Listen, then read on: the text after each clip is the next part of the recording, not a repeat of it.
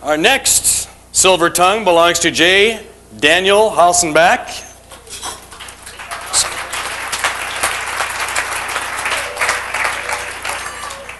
Who's about to join us here. And your subject, sir, actually what you're required to do for us this evening is give the closing argument for the Godfather, Vito Corleone.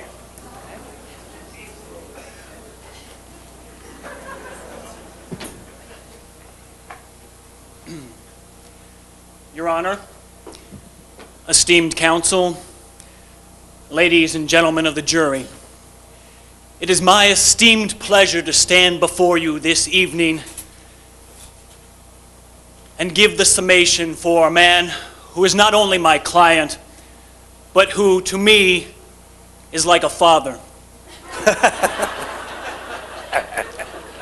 I imagine many of you feel the same way about Vito Corleone. My client stands before you today as a man wrongly accused.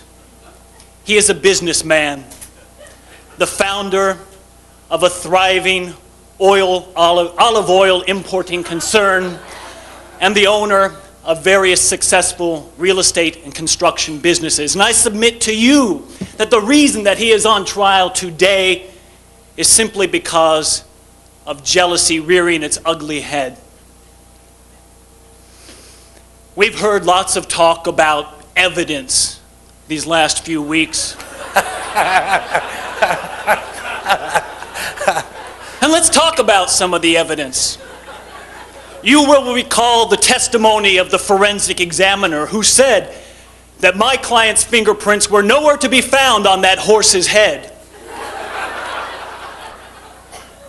And you will recall the testimony that during the time period of significant events at issue in this case, my client was in the hospital recovering from 5 bullet wounds. The prosecution told you many things, but one thing they did not tell you. In the 20 years from 1920, when my client ordered his first mob hit, until 1940, when the police came in and shut down his gambling and racketeering operations, my client was legally insane.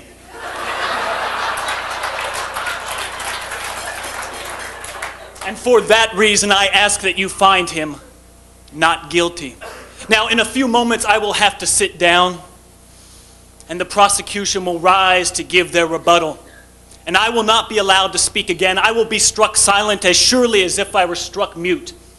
The prosecution will rise and no doubt tell you that during the pendency of this trial, I never made mention of this insanity defense.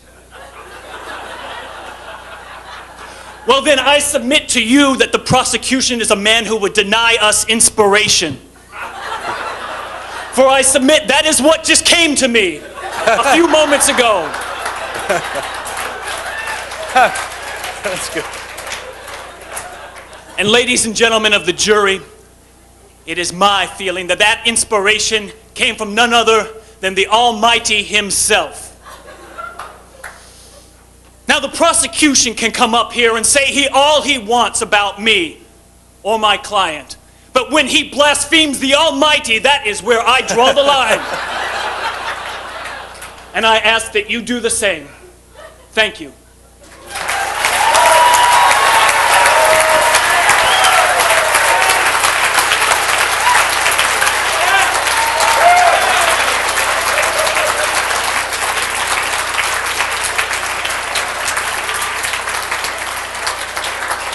Thank you, Daniel. Let's see, 8, 9, 101. I don't know. She just keeps getting bigger, doesn't it? 101.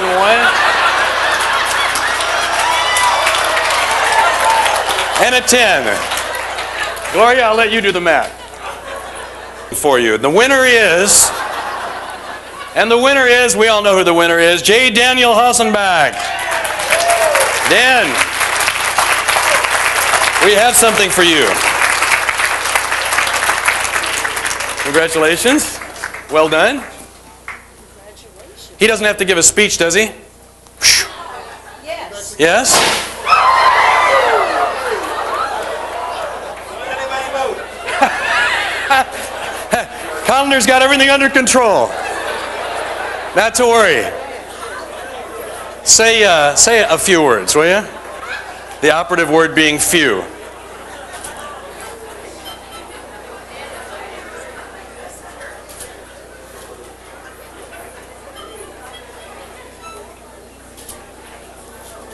Next one is going to be with film in the camera. Go right on.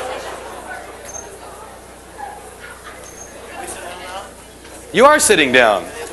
Callender wants to know if he can sit down now. He's been sitting for an hour and a half. He's our sheriff. Where the wine is.